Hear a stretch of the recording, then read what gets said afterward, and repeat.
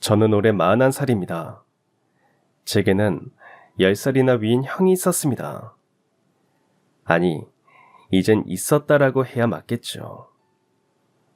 부모님이 저를 늦게 낳으셔서 형과 저는 큰 나이 차이를 두고 자랐습니다. 어릴 적 제 기억 속에서 형은 언제나 제 뒤에 그림자처럼 따라다니던 사람입니다. 유치원에서 친구들이 장난치며 밀치면 형이 달려와 저를 번쩍 안아 올렸고, 동네 아이들이 놀리면 어깨에 저를 태워 아무렇지 않게 집으로 데려가 주던 사람이 바로 형이었습니다. 초등학교 입학식 날 어린 마음에 잔뜩 긴장해 울상이 된 저를 손잡고 강당까지 이끌어준 것도 형이었고, 중학교 교복을 처음 입고 학교에 들어서던 날 멀리서 묵묵히 지켜보며 미소 지어준 것도 형이었습니다. 아버지가 일찍 세상을 떠나신 뒤 형은 자연스레 제 아버지이자 친구, 그리고 든든한 버팀목이 되어주었습니다. 형은 고등학교를 졸업하자마자 곧바로 공장에 취직했습니다. 집안 형편이 넉넉치 않아 대학은 엄두도 못 냈죠. 그럼에도 형은 단 한 번도 자신의 꿈이나 아쉬움을 내색하지 않았습니다. 오히려 제 앞에서는 늘 당당하게 말했습니다. 너는 공부 잘하니까 꼭 대학 가야 해. 형이 끝까지 책임질게.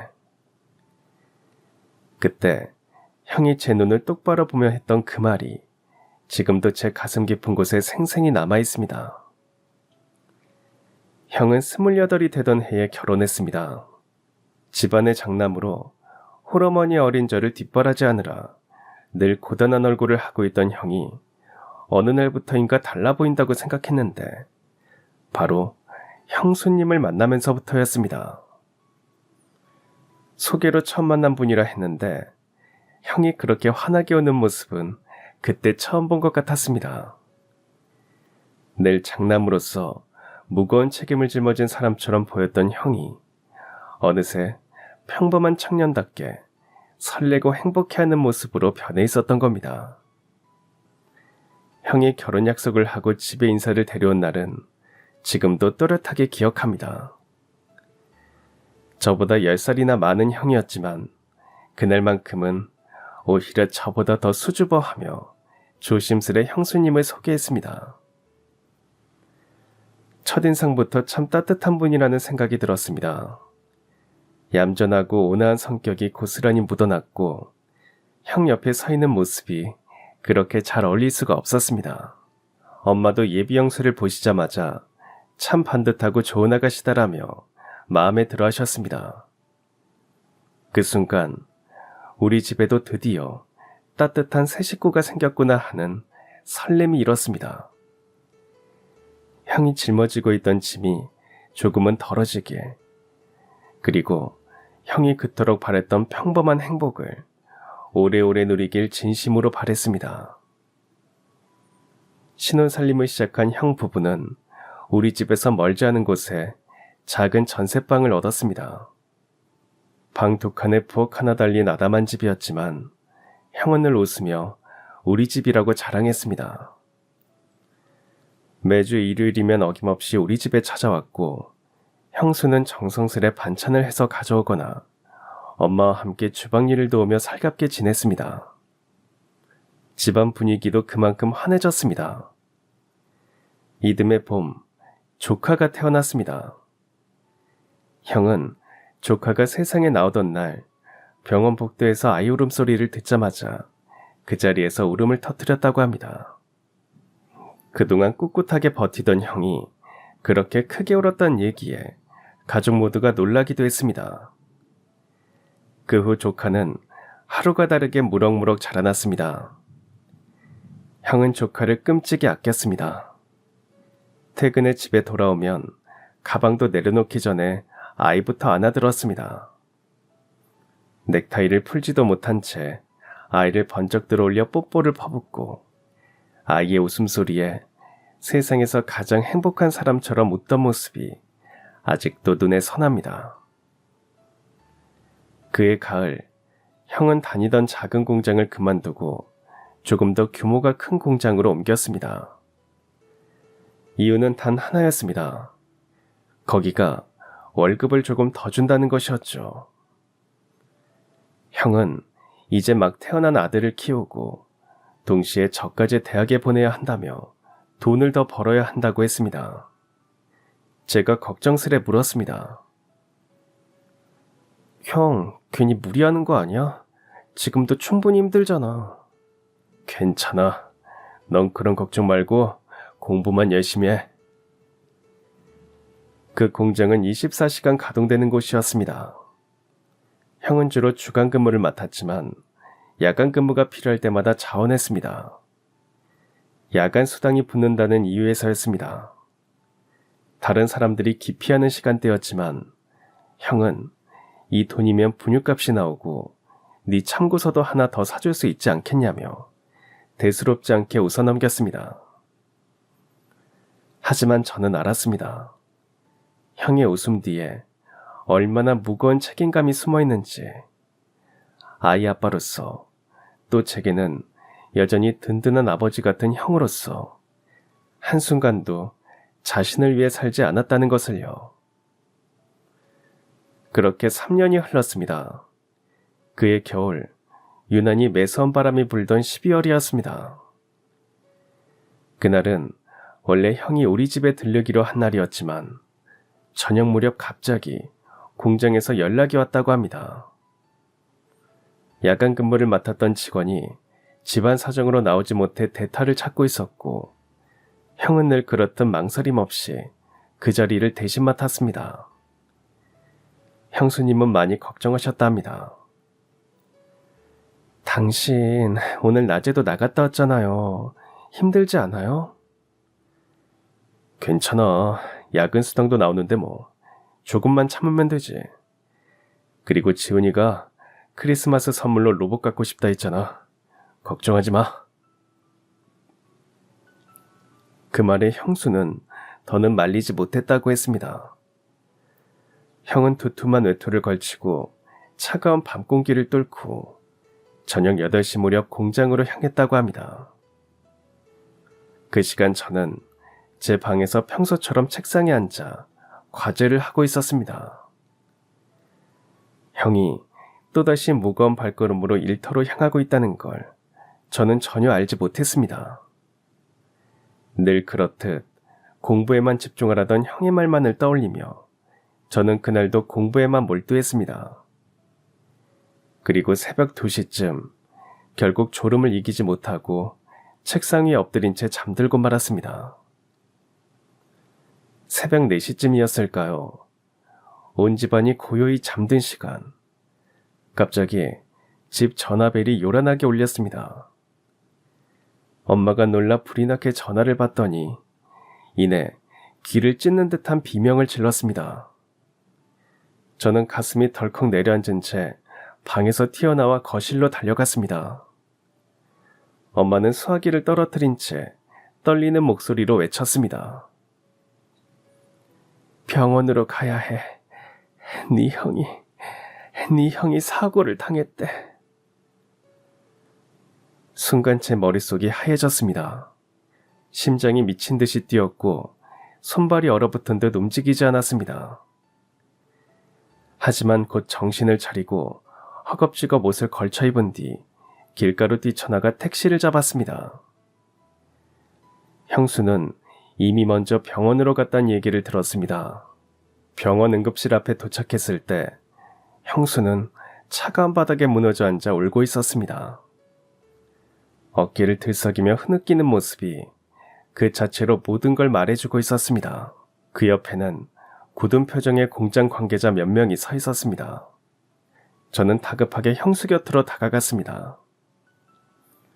형수님, 형은요? 형은 지금 어디 있어요? 그러나 형수는 대답 대신 목이 메인 울음소리만 내뱉었습니다. 그때 공장 관계자가 조심스럽게 입을 열었습니다. 죄송합니다. 기계 정비 중에 사고가 났습니다. 이송 중에 끝내 숨을 거두셨습니다. 그 순간 제 두 다리는 땅에 못 박힌 듯 움직이지 않았습니다. 귀가 멍해지고 눈앞이 아득해졌습니다. 뒤따라온 엄마는 제 뒤에서 그대로 주저앉으며 기절하듯 쓰러졌습니다. 뒤늦게 들은 이야기로는 형이 컨베이어 벨트 기계를 점검하다가 안정장치가 제대로 작동하지 않아 그대로 기계에 끼었다고 했습니다. 발견했을 때는 이미 늦었다고 했습니다. 늘 가족을 위해 몸을 아끼지 않고 일하던 형이 결국 그 공장에서 그렇게 허망하게 삶을 마감한 것입니다. 한평생 자신보다 남을 먼저 생각하던 형, 아이 아빠로서 제겐 아버지 같은 존재로서 모든 걸 희생해온 형이 그렇게 떠났다는 사실이 믿기지 않았습니다.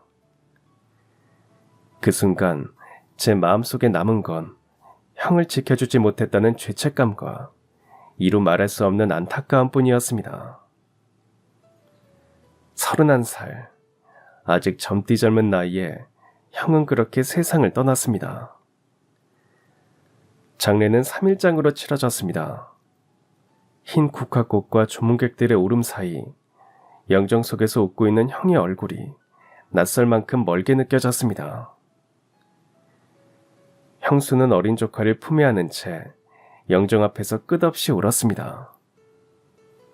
겨우 4살밖에 되지 않은 조카는 상황을 알 리 없어 아빠는 어디 갔냐고 천진하게 물었습니다. 하지만 형수는 끝내 말을 잇지 못하고 아이를 꼭 끌어안은 채 흐느낄 뿐이었습니다.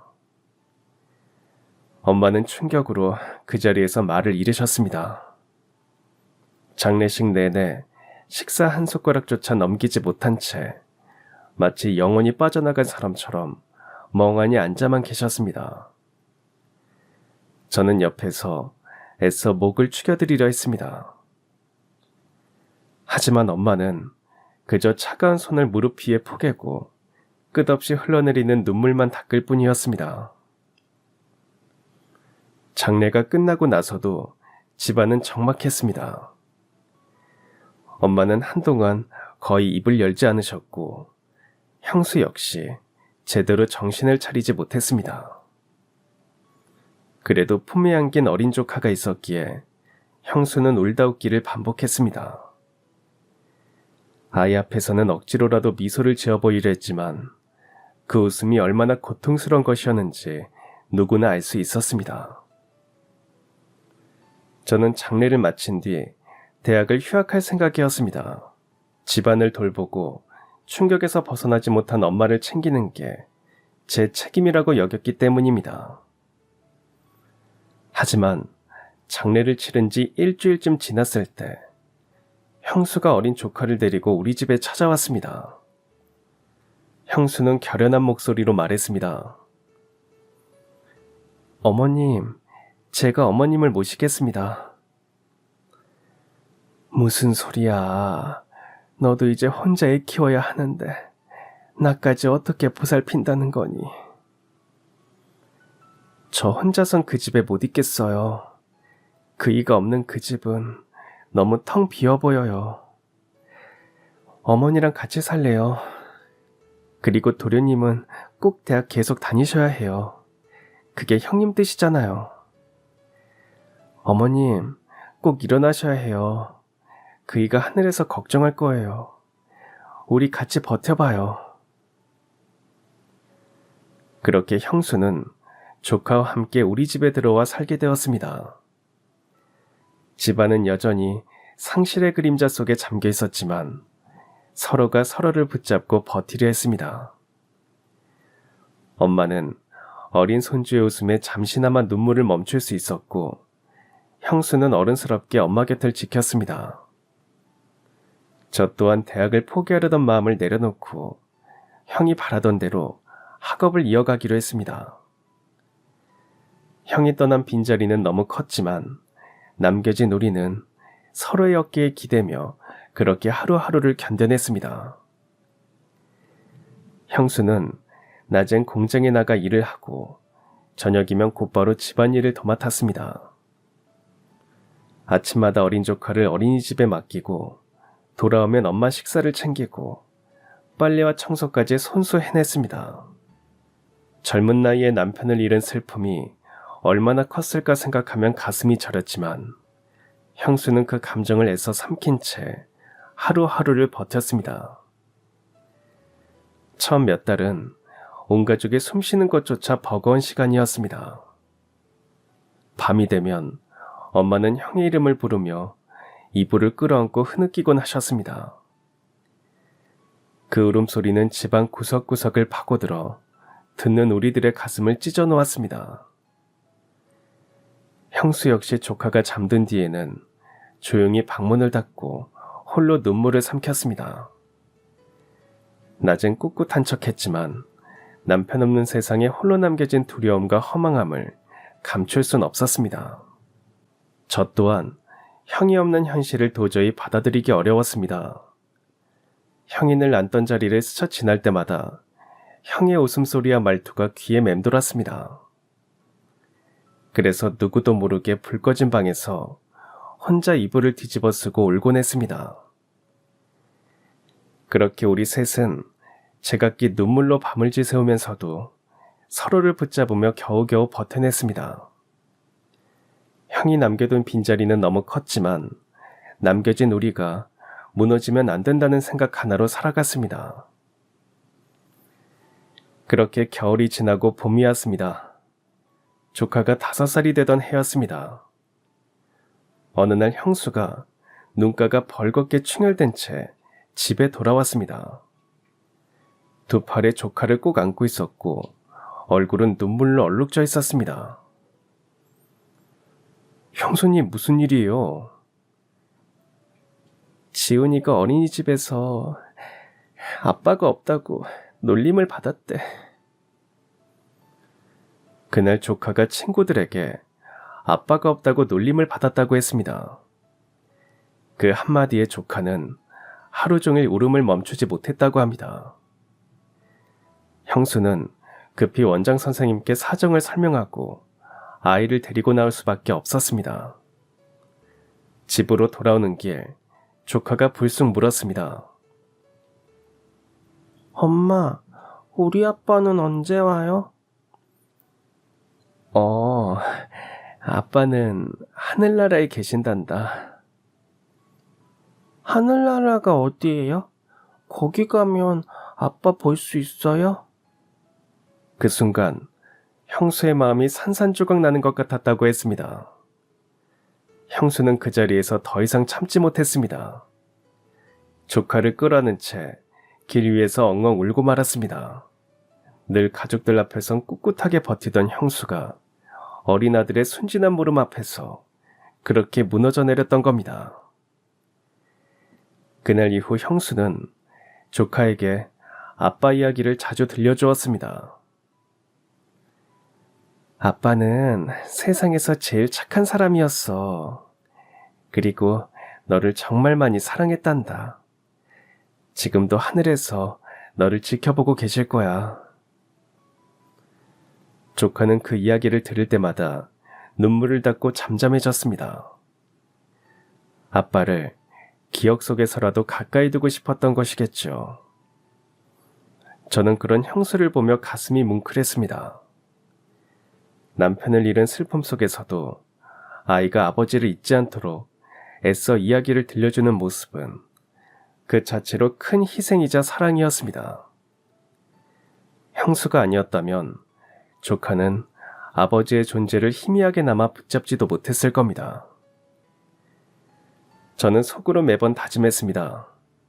형수님이 이렇게 버텨주니 내가 더 잘해야 한다. 형이 하늘에서 바라보는 가족을 우리가 함께 지켜내야 한다.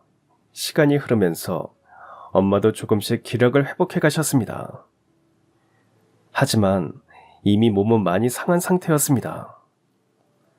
아들을 잃은 충격이 너무 컸고 연세까지 있으셔서 회복이 더뎠습니다. 당뇨가 찾아왔고 무릎은 점점 더 약해져 걸음을 제대로 옮기기도 힘들었습니다. 그때마다 형수가 엄마 곁을 지켰습니다. 병원 진료가 있는 날이면 형수는 빠짐없이 엄마를 부축해 모시고 다녔습니다. 제가 나서서 형수님, 제가 모시고 갈게요 하면 형수는 늘 웃으며 말했습니다. 괜찮아요. 도련님은 공부하세요. 형님이 살아계셨다면 제가 하기를 바랬을 거예요. 저는 그 말에 늘 마음이 무거웠지만 형수는 한 번도 불평하지 않았습니다.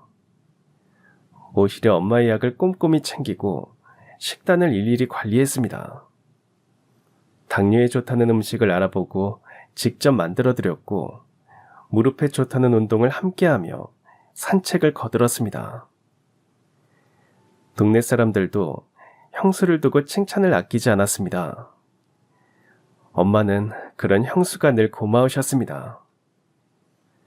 어느 날 엄마가 제게 말씀하셨습니다. 네 형수가 아니었으면 난 이미 죽었을 거야. 아들을 잃고는 살고 싶지도 않았는데 네 형수가 있어서 견딜 수 있었어. 저는 그 말에 그저 고개를 끄덕일 수밖에 없었습니다. 형수가 아니었다면 엄마는 마음도 몸도 버티지 못했을 겁니다. 슬픔을 이겨내지 못한 채 무너졌을지도 모릅니다. 하지만 형수는 남편을 잃은 자신의 슬픔조차 꾹꾹 눌러 담고 시어머니와 어린아들 그리고 저까지 지켜냈습니다. 그런 형수의 뒷모습을 바라볼 때마다 저는 마음속 깊이 다짐했습니다. 형이 하늘에서 보고 있다면 분명 안심하겠지. 형수님 같은 사람이 곁에 있으니. 형수가 흘린 눈물을 먹고 자란 조카는 씩씩하게 자라났습니다. 초등학교 입학하자 공부도 제법 잘했고 늘 성실하게 숙제를 해갔습니다. 형수는 하루 종일 공장에서 일하다가도 늦은 밤 집에 돌아오면 피곤한 몸을 이끌고 조카 옆에 앉아 받아쓰기를 봐주곤 했습니다. 엄마, 오늘 받아쓰기 100점 받았어요. 그래서 선생님이 칭찬해 주셨어요. 정말? 우리 아들 대단한데? 형수는 아이를 꼭 끌어안으며 눈시울을 붉혔습니다. 세상 누구보다도 자랑스럽고 또 안쓰러운 눈물이 함께 섞인 웃음이었습니다. 그렇게 시간은 쉼없이 흘러 몇 년이 지났습니다. 저는 대학을 졸업하고 취직을 하게 되었고 조카는 중학생이 되었습니다. 키도 훌쩍 자라 어느새 제 어깨를 넘었고 성격은 형을 빼닮아 착하고 다정했습니다. 형수는 여전히 매일같이 공장에 출근했습니다. 아침 일찍 나가 밤늦게 돌아와도 집안일을 챙기고 아이를 챙기는 일을 거르지 않았습니다. 가끔은 너무 지쳐 소파에 앉은 채 잠든 모습을 보기도 했습니다. 저는 그럴 때마다 마음이 아파 조심스레 말했습니다. 형수님, 몸 좀 챙기세요. 너무 무리하지 마세요. 괜찮아요. 아직 해야 할 일이 많아요. 그 대답 속엔 고단함을 숨기려는 웃음도 끝내 무너지지 않겠다는 의지도 함께 담겨 있었습니다. 형수는 형이 떠난 뒤에도 조카와 엄마, 그리고 저를 위해 묵묵히 버티며 하루하루를 살아갔습니다. 그 모습은 제게 늘 커다란 힘이 되었고, 가족이란 결국 이렇게 서로를 붙잡고 버티는 거구나라는 사실을 절실히 깨닫게 했습니다. 그런데 언제부턴가 형수가 조금씩 달라지기 시작했습니다. 예전 같으면 웃으며 넘겼을 일에 잠시 멍하니 눈을 두기도 했고 가끔은 알 수 없는 표정으로 창가에 서서 한참을 밖을 바라보기도 했습니다. 이유를 묻자 대수롭지 않게 웃어넘겼지만 그 웃음 속에는 설명할 수 없는 낯선 기운이 스며 있었습니다. 엄마도 그런 변화를 눈치채신 듯 했습니다. 그러나 차마 입 밖으로 꺼내지는 않으셨습니다. 마치 무언가를 예감하면서도 굳이 확인하지 않고 묵묵히 지켜보는 듯한 표정이었습니다. 그땐 알지 못했습니다. 형수의 마음속에 오랫동안 눌러두었던 또 다른 이야기가 조금씩 고개를 들고 있다는 것을. 시간은 어느새 흘러 조카는 대학 입시를 앞두고 있었고 더 이상 어린아이가 아니었습니다. 지훈이는 아버지가 남긴 빈자리를 마음 깊이 새기며 자랐고 무엇보다 엄마의 고생을 누구보다 잘 알았기에 또래보다 훨씬 성숙한 아이가 되었습니다. 공부에도 늘 성실했고 사춘기에도 크게 방황하지 않았습니다. 엄마 속속이면 안 된다는 그 말이 그의 입버릇처럼 따라다녔습니다. 그리고 드디어 조카가 대학 입학 통지서를 받아든 날, 형수는 그 종이를 손에 쥐고 한참 동안 말을 잇지 못했습니다. 밤이 깊어 모두 잠든 시간, 형수는 거실에 놓인 형의 사진 앞에 촛불을 켜고 조용히 앉았습니다. 사진 속 환하게 웃는 형을 바라보며 목이 메인 목소리로 속삭였습니다. 여보, 우리 아들 정말 잘 자랐죠? 힘든 세월 잘 견디고 이렇게 대학까지 갔네요. 이제 당신도 하늘에서 웃고 계시겠죠? 그날 밤, 형수는 눈물로 베개를 적시며 오랫동안 기도했습니다. 그 순간만큼은 마치 하늘에 있는 형과 다시 대화를 나누는 듯 했습니다. 그리고 다음날 저녁, 식사 자리에서 형수가 한참 머뭇거리다 조심스레 입을 열었습니다. 어머님, 제가 드릴 말씀이 있어요. 제가 만나는 사람이 생겼어요. 직장에서 알게 된 분이에요. 순간 식탁 위에 공기가 얼어붙었습니다. 엄마의 젓가락이 허공에서 멈췄고 저도 무슨 말을 해야 할지 몰라 눈만 크게 떴습니다. 엄마는 오랫동안 말이 없었습니다. 국그릇에서 김이 피어오르는데도 그저 멍하니 앉아만 계셨습니다.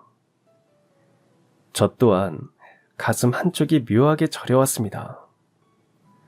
형이 세상을 떠난 지도 벌써 10년이 훌쩍 넘었지만 형수에게 다른 남자가 생겼다는 사실은 아직 낯설고 받아들이기 어려웠습니다.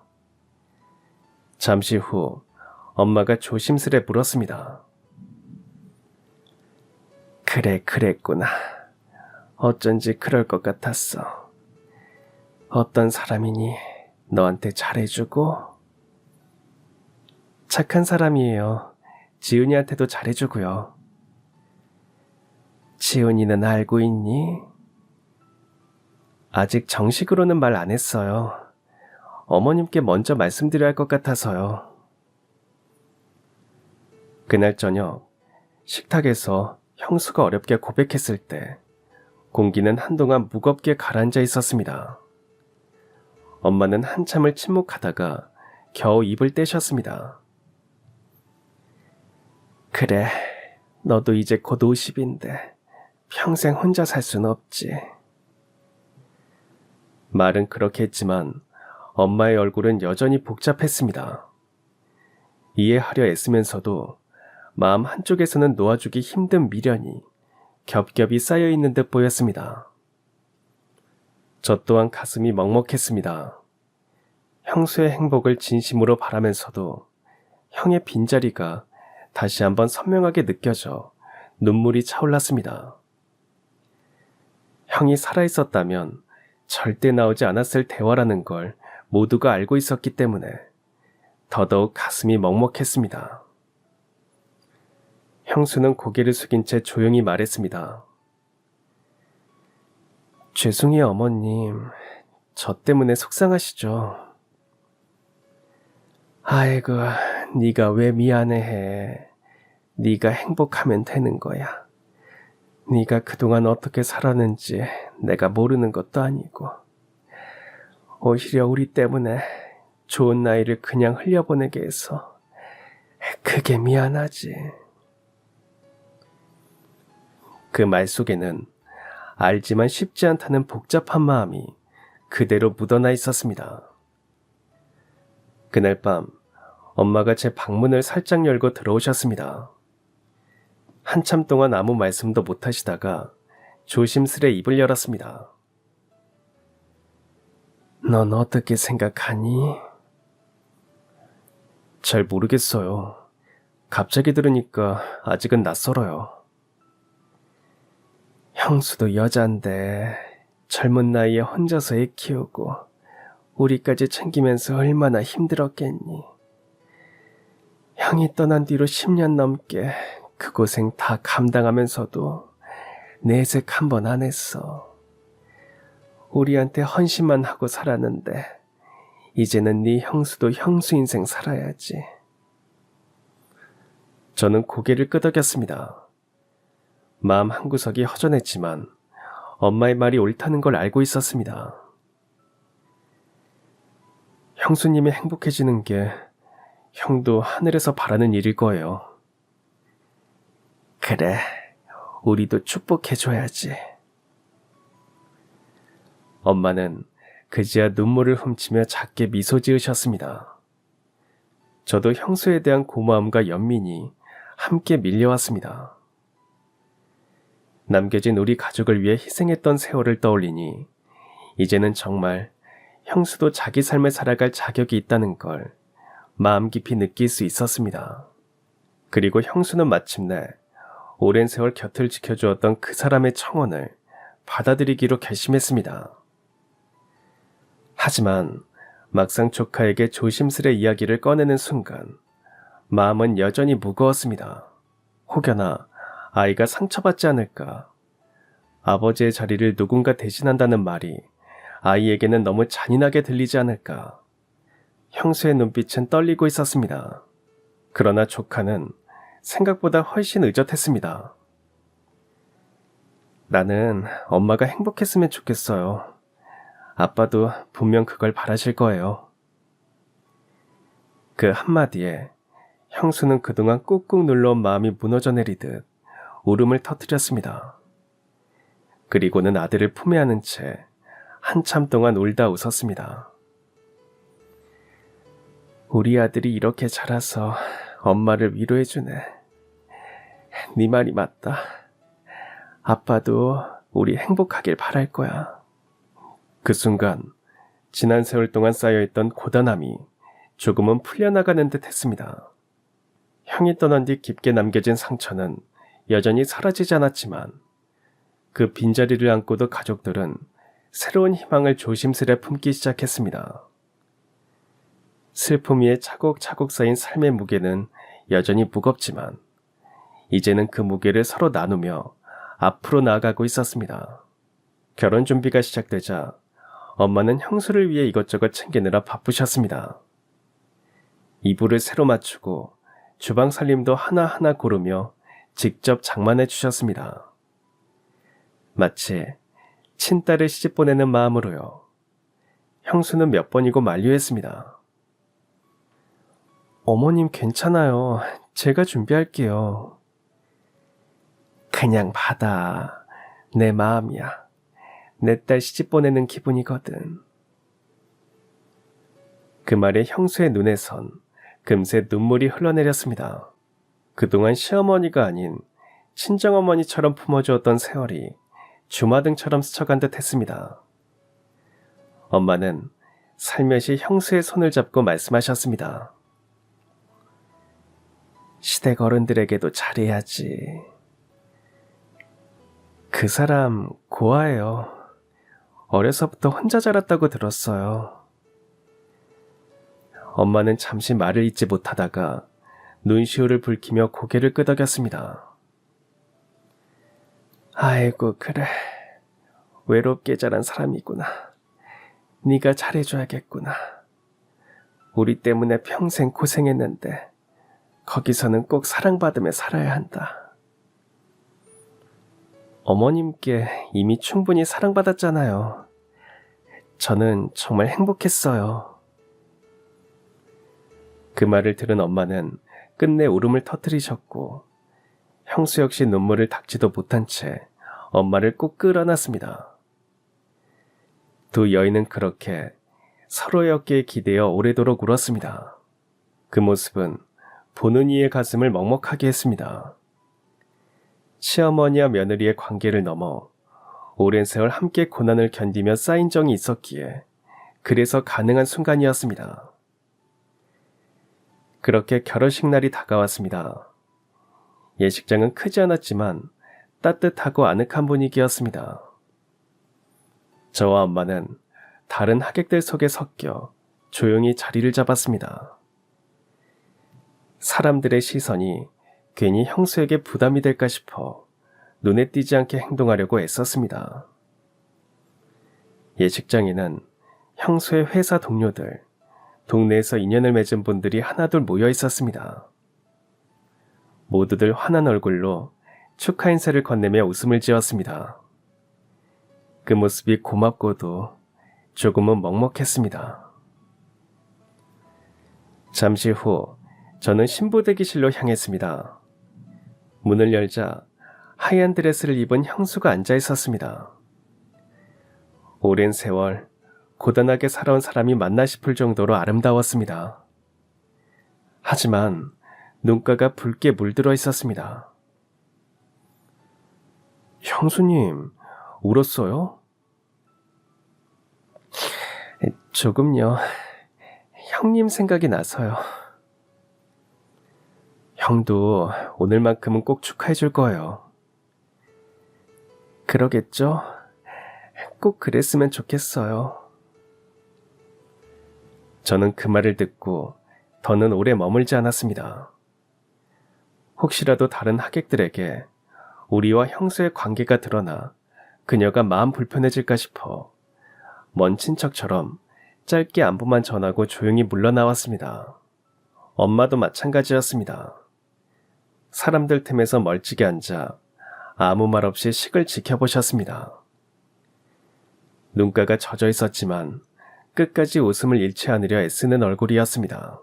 그날 우리는 형수의 새로운 길을 진심으로 축복해주되 결코 짐이 되지 말자는 마음으로 예식을 함께 했습니다. 그리고 그것이 형을 대신해 우리가 해줄 수 있는 마지막 배려라는 걸 서로 말하지 않아도 알고 있었습니다. 잠시 후 식이 시작되었습니다. 하객들이 자리에 앉고 잔잔한 음악이 흘러나왔습니다. 신랑이 먼저 입장했습니다. 단정한 정장 차림에 긴장한 기색이 역력했지만 단상으로 걸어 들어가는 발걸음엔 확고한 결심이 담겨 있었습니다. 저는 그를 이번이 처음 보는 자리였습니다. 결혼 전에 형수가 신랑이 집에 찾아와 인사드리고 싶다고 전해왔지만 엄마는 고개를 저으며 말했습니다. 아휴, 인사는 무슨 인사야. 전 남편 집에 오는 건 모양새가 안 맞아. 결혼식 날 보는 걸로 충분하다. 그렇게 해서 우리는 형수와 결혼할 분을 예식장에서 처음 마주하게 된 것이었습니다. 이어 문이 열리고 신부가 입장했습니다.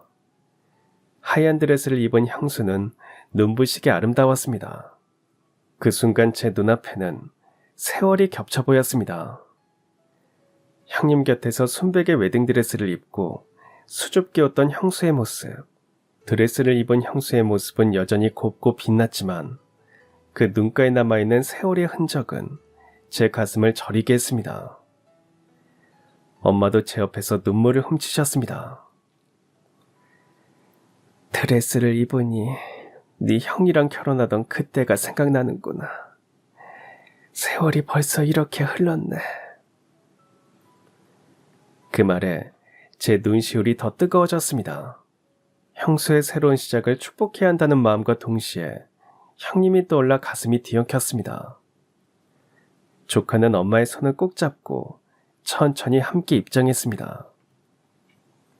하객들의 따뜻한 박수 속에서 저와 엄마도 조심스레 손뼉을 쳤습니다. 하지만 우리의 박수 속엔 환한 웃음 대신 형을 향한 그리움과 형수에 대한 안쓰러움이 가득 담겨 있었습니다. 단상 위에 선 형수가 신랑 곁에 서는 모습을 보며 제 마음속에서는 수십 가지 감정이 뒤섞였습니다. 축복과 허전함, 안도와 슬픔이 한꺼번에 몰려왔습니다. 결국 속으로 중얼거렸습니다. 오늘 이 자리를 하늘에서 보고 계시죠? 이제는 부디 형수님이 행복하시도록 지켜주세요. 사회자가 식순을 시작하려고 마이크를 잡은 순간이었습니다. 그때 단상 위에 서 있던 현수 씨가 갑자기 고개를 돌려 하객석을 보더니 어느 한 곳에서 시선이 멈췄습니다. 그 순간 그의 얼굴빛이 순식간에 창백해졌습니다. 저와 엄마가 앉아있는 쪽이었습니다. 현수 씨는 마치 귀신이라도 본 듯 얼어붙더니 갑자기 단상에서 내려왔습니다. 하객들 사이에서 작은 웅성거림이 일어나기 시작했습니다. 그는 떨리는 발걸음으로 우리 쪽으로 다가오더니 결국 엄마 앞에 멈춰 섰습니다. 혹시 50년 전쯤 아름문방구를 하시지 않았습니까? 아유, 네, 맞는데요. 그런데 그걸 어떻게 아세요? 그 말을 듣자 현수 씨는 더는 스스로를 추스르지 못했습니다. 그는 그 자리에서 무릎을 꿇고 예식장이 떠나갈 듯 큰 소리로 통곡하기 시작했습니다. 예식장은 순식간에 술렁거렸습니다. 하객들이 놀라 자리에서 일어나 서로 얼굴을 마주보며 웅성거렸습니다. 단상에 있던 형수도 깜짝 놀라 급히 내려와 현수 씨의 어깨를 붙잡았습니다. 하지만 현수 씨는 눈물로 범벅된 얼굴로 엄마만 바라보며 떨리는 목소리로 말했습니다. 이분이 바로 제 은인이십니다. 무슨 말씀이세요? 제가 그쪽의 은인이라니요? 현수 씨는 흐느끼며 눈물을 닦아냈습니다. 그리고 숨을 고른 뒤 자신과 엄마가 어떤 인연이 있었는지 이야기를 시작했습니다. 저는 어렸을 때 부모님은 늘 술에 취해 있었고 매일같이 맞고 자랐습니다. 먹을 것도 없어서 며칠씩 굶어야 할 때도 많았습니다. 그런데 동네에 있던 작은 문방구, 아름문방구의 아주머니가 저를 살려주셨습니다. 현수는 목이 메어 한참 동안 말을 잇지 못하다가 눈물을 쏟아내며 계속했습니다. 그분은 제가 배고프다고 하면 도시락을 나눠주셨습니다. 연필 살 돈이 없다 하면 그냥 쥐어주시고 공책도 주시고, 그 작은 친절이 아니었다면 저는 아마 이렇게 살지 못했을 거예요. 정말로 그 아주머니가 아니었으면 오늘의 저는 존재하지 않았습니다. 예식장 안은 숨소리조차 들리지 않을 만큼 고요해졌습니다. 그리고 곧 현수 씨의 흐느낌이 울려 퍼졌습니다. 저는 그 얼굴을 평생 잊을 수가 없었습니다. 부모님이 알코올 중독으로 돌아가시고 고아원에서 자랐습니다. 그 후 사회에 나와 돈을 벌게 된 후 아주머니에게 은혜를 갚고 싶어서 동네에 찾아갔는데 문방구가 사라지고 없더군요. 문방구는 애들 아빠 때문에 40년 전에 정리하고 다른 동네로 이사했어요. 그렇군요. 그래서 수소문을 해도 찾을 수가 없었던 거였어요. 그런데 오늘 여기서 이렇게 다시 뵙게 될 줄은. 이제야 기억난다. 늘 멍든 얼굴로 와서도 한쪽 눈으로만 겨우 웃던 그 아이. 그 아이가 너였구나.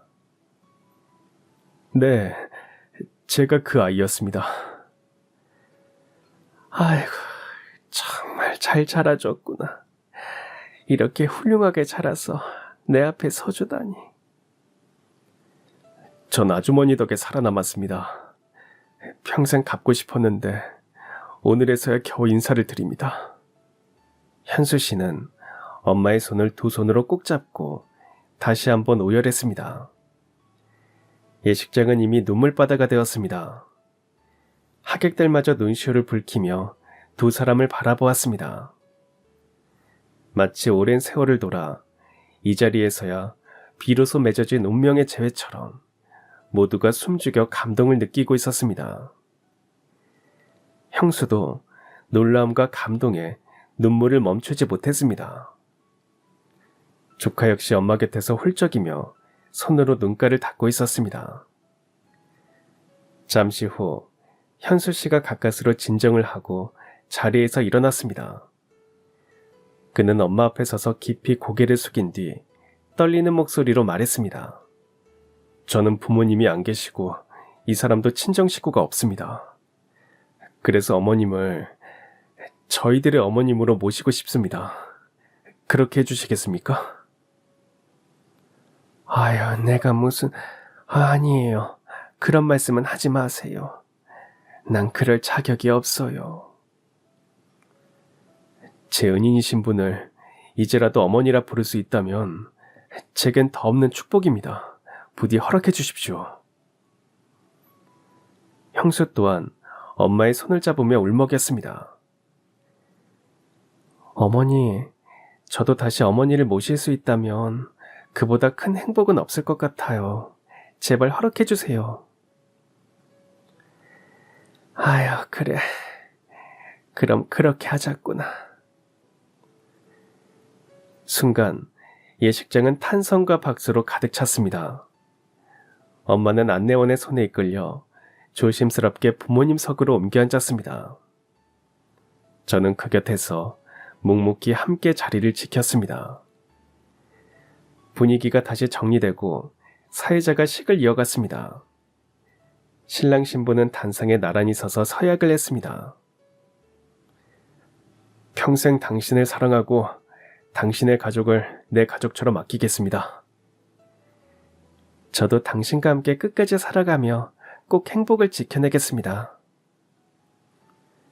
두 사람의 목소리는 울음 섞인 떨림이 있었지만 그만큼 진심이 담겨 있었습니다. 신랑과 신부가 엄마 앞에 무릎을 꿇고 큰 절을 올리자 엄마는 눈물에 젖은 손으로 두 사람의 머리를 쓰다듬으며 속삭였습니다. 부디 둘 다 오래도록 행복하게 살아라. 그 순간 예식장은 축하와 감동의 눈물, 그리고 뜨거운 박수로 가득 채워졌습니다. 식이 끝난 뒤 단체 사진 촬영이 이어졌습니다. 사진을 찍는 그 순간만큼은 누구도 눈물이 아닌 웃음을 지었습니다. 피로 현장에서는 하객들이 다가와 축하 인사를 건넸습니다. 모두들 기적 같은 사연에 놀라면서도 따뜻하게 축하해 주었습니다.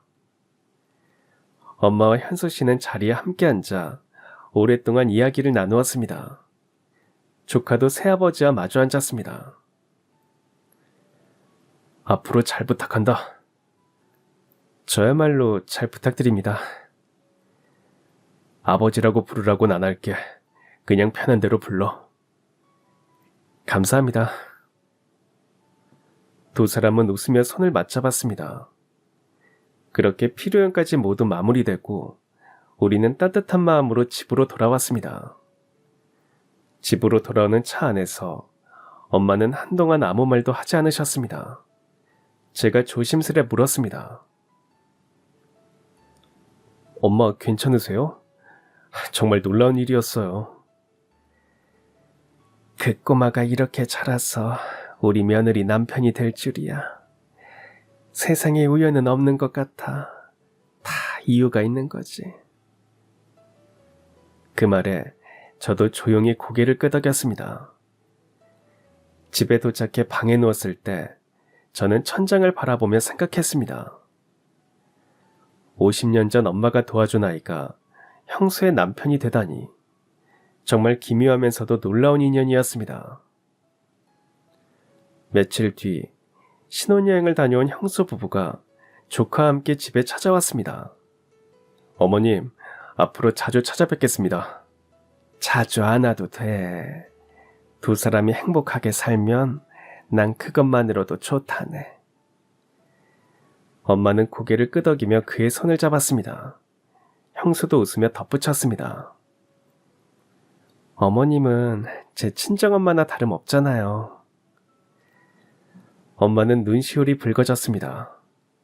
함께 저녁을 먹는 자리에서 현수가 엄마께 음식을 권했습니다. 그리고 현수가 조용히 말을 꺼냈습니다. 사실 그때 문방구에서 받은 연필을 아직도 가지고 있습니다. 제 인생 첫 선물이었으니까요. 그 연필로 숙제도 하고 시험도 보면서 버텼습니다. 엄마는 놀라움에 눈이 젖었고 저 역시 가슴이 뜨거워졌습니다. 작은 친절이 한 사람의 인생을 이렇게 바꿀 수 있다는 걸 새삼 느꼈습니다. 식사를 마친 뒤 우리는 차를 나누며 오랜만에 편안한 웃음을 지었습니다. 어머님, 그런데 왜 그때 저를 도와주셨던 거예요? 도울 수밖에 없었어. 어린애가 마르고 손발이 갈라져서 피가 맺힌 걸 보는데 아야, 그 나이에 얼마나 배가 고팠으면 저럴까 싶었거든.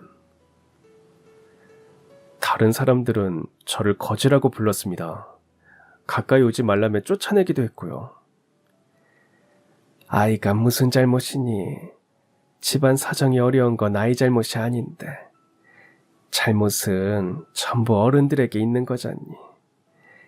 네 눈을 보니까 살고 싶어 하는 게 보였어. 그래서 못 본 척 할 수가 없었단다. 현수는 그 말을 듣자 눈물이 흘러내렸습니다. 어머님은 달랐습니다. 늘 웃으며 맞아주시고 밥을 챙겨주셨습니다. 그 웃음이 제겐 세상에서 유일한 따뜻함이었어요. 엄마는 미소를 지으며 그의 손을 꼭 잡아주었습니다. 그날 이후 우리 가족은 조금씩 평화를 되찾았습니다. 형수는 새로운 삶 속에서 행복을 찾았고 조카는 성실히 자라 대학에 입학했습니다. 엄마도 건강을 회복하셨고 현수 씨는 약속대로 자주 찾아와 친아들처럼 엄마를 모셨습니다. 때때로 모두가 한자리에 모여 식사를 할 때면 저는 늘 같은 생각을 했습니다. 50년 전 엄마의 작은 친절이 이렇게 커다란 인연과 행복으로 돌아오다니 인생은 참 살아도 알 수 없는 신기한 거라고요. 형이 세상을 떠났을 땐 모든 게 끝난 것만 같았습니다. 하지만 시간이 흐르자 새로운 인연이 찾아왔고 가족은 다시 웃을 수 있었습니다. 가족들이 모두 모였을 때 하늘을 올려다봤더니 반짝이는 별빛 속에서 형이 미소 짓는 모습이 보이는 듯 했습니다. 형, 잘 보고 있죠? 이제 형수님도 조카도 그리고 우리 가족 모두 행복합니다. 그 순간 저는 알았습니다. 세상에 우연은 없다는 것을. 우리가 만나는 모든 인연은 다 이유가 있으며 작은 친절 하나가 한 사람의 삶을 그리고 한 가족의 미래를 바꿀 수 있다는 것을.